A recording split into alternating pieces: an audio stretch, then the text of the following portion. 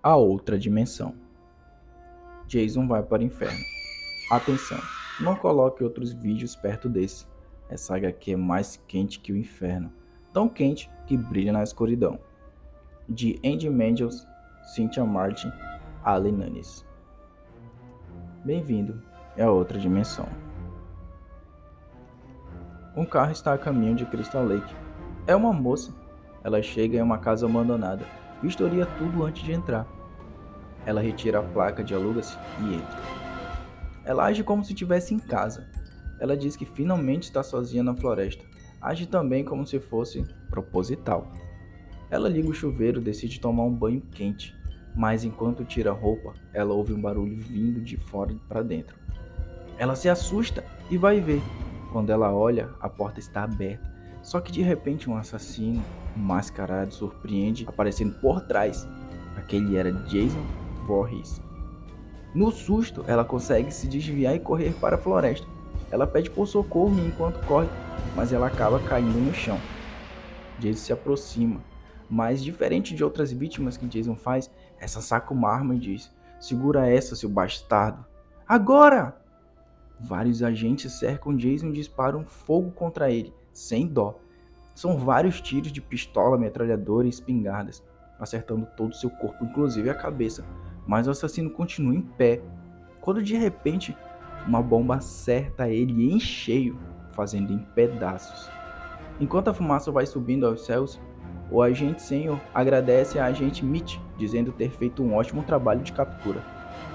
Algumas equipes saem para entrevistar os agentes envolvidos. O agente Senior liga para toda a equipe externa e diz que Jason Voorhees está morto. Todos vibram, mas um homem misterioso diz: "Acho que não." Os restos mortais do assassino de Crystal Lake foi levado à perícia para que eles vistoriem. Um dos médicos do local analisa a anatomia do assassino. Ele diz se impressionar, pois não encontrou nenhuma doença. Seu coração é maior que um coração normal, porém mal formado. Idade não identificada. De repente o coração dá uma batida. Ele olha e vê apenas um fluido preto. Ele diz não saber se aquilo era sangue. De repente ele se sente atraído pelas batidas do coração enquanto olha para aquilo pulsando na sua frente. Cada vez mais a batida vai ficando forte, forte, e ativa mais ainda seu desejo de saber o que seria aquilo. E morde o coração do assassino.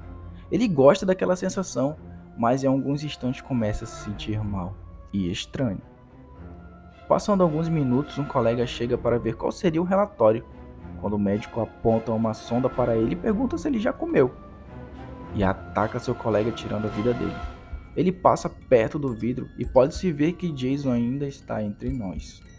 Na saída da sala, dois agentes do FBI tiram sarro do doutor perguntando qual seria o veredito, se Jason ainda sairia andando por aí. Enquanto fazem sua piada, em todas as mídias nacionais conta que o assassino de Crystal Lake ainda vive e fez todos do centro médico de vítima. A mídia continua insinuando que foi tudo uma farsa. Ou o assassino seria imortal? Ainda na mídia, um entrevistado chamado de Mark Duke protege ainda a existência de Jason. Ele refuta o entrevistador dizendo quantas vezes Jason já foi morto. Ele mesmo responde: 8. Em todas elas, ele foi queimado, esfaqueado, afogado. O entrevistador questiona que dessa vez a mídia capturou ele sendo explodido. Mark diz que isso não importa, ele sempre volta. Mark diz que só ele pode matar o assassino de cristal e tá cobrando 100 mil para isso. O entrevistador diz que se isso for verdade, a cidade está disposta a pagar a quantia que ele está propondo, mas só depois que o trabalho já tiver feito. Duke diz apenas para ele separar a quantia, que logo ele vai lá buscar.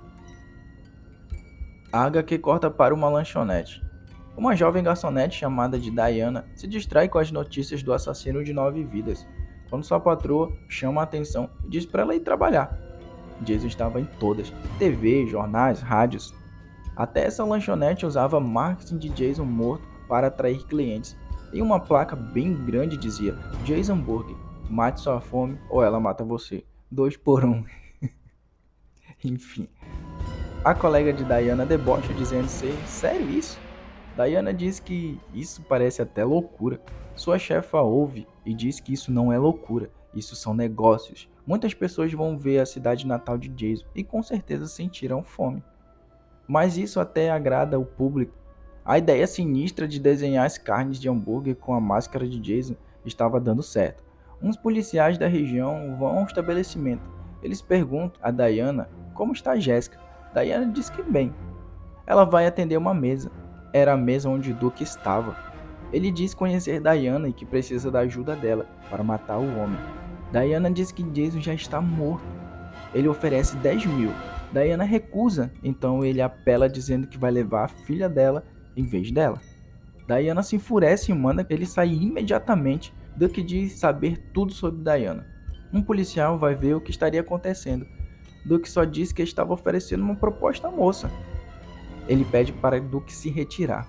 Duke, muito debochado, diz que precisa dela e depois podem fazer o que quiser com ela. O policial se enfurece e aponta a arma para o Duke. O policial-chefe manda expulsar Duke da cidade. Antes de sair, Duke olha para Diana e diz: "Feche as portas, Diana. Ele vai te pegar, você e sua filha." Diana se prostra na mesa e olha para Steve. Ela diz que precisa falar uma coisa sobre Jessica, algo que já deveria ter falado há tempos. Ele pede para que ela fale, mas ela diz melhor a sós. Ela pede para que encontre ela em sua casa às 11 da noite. A página vira, então aparece um casal se encontrando para um possível passeio. Assim que o policial vai entrar no carro, alguém bate com a porta quebrando o braço do homem. Algum tempo depois, aparece o doutor que comeu o coração de Jason, fazendo uma espécie de tortura com o pobre policial. Ele abre a boca quando algo nojento sai e com certeza entra no policial, que por sua vez se debate de medo. Agora estamos na casa de Diana. Ela conversa com seu namorado por telefone. Nesse tempo, o policial que foi torturado chega à casa dela. O nome dele é Josh. Josh surpreende Diana segurando ela pelos braços. Diana pergunta o que ele está fazendo, quando ela olha no espelho que refletia a imagem de Josh e vê o homem todo deformado. Ela tenta se defender. Josh tenta possuir Diana. Com muita dificuldade, ela abre a gaveta onde ela guardava uma arma e atira na cabeça de Josh. Ele cai possivelmente morto. Antes que Diana tentasse sair para se lamentar, Josh segura sua perna. Ele ainda estava vivo. Ele vai para cima dela. Quando está prestes a possuí-la, Steve chega e ataca Josh. Mas Josh está possuído. Ele levanta Steve jogando ele no chão. Josh pega uma faca e quando Diana vai correr para defender Steve, Josh possuído acerta Diana atravessando a faca nela. Steve fica tomado pela ira, pega uma lança e atravessa Josh, jogando ele contra a janela para fora da casa. Steve pede para que Diana aguente firme, para que não se mova, mas Diana, no seu último fôlego, pede para Steve proteger Jessica, que Jessica era... Steve pede para ela prosseguir, mas era tarde demais. Ed chega e Steve diz que foi Josh. O chefe fica sem chão ao ver Diana morta. Steve mostra onde Josh caiu, mas não vê nada. Então o policial rende Steve dizendo para ele ficar quieto. Na sala do interrogatório, Steve diz que não fez nada, mas ainda assim o chefe não vê o porquê não ser ele, se só estava ele e Diana na casa. Na próxima página, podemos conhecer Jessica.